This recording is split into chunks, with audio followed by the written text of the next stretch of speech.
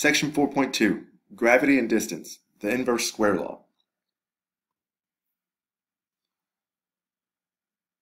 So whenever we have something like gravity or any type of effect from a localized source that spreads out uniformly, it generally obeys an inverse square law. And what that means is that as you get further away, the force goes down by 1 over the distance squared.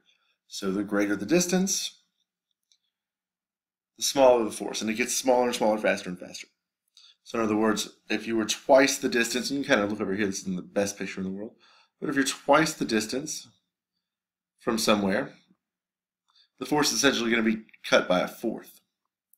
If you're 4 times the distance, it'll be cut down by a 16th, 1 over 4 squared.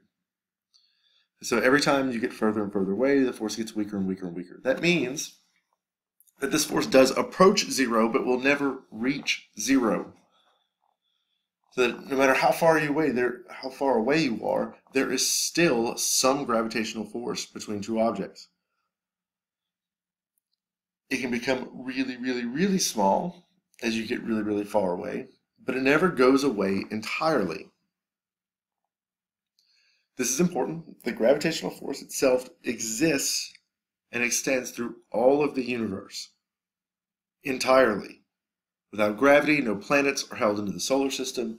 The sun is not held in the galaxy. Stars are not held together. The gravitational force is everywhere that there is mass. If there is mass, there is gravity.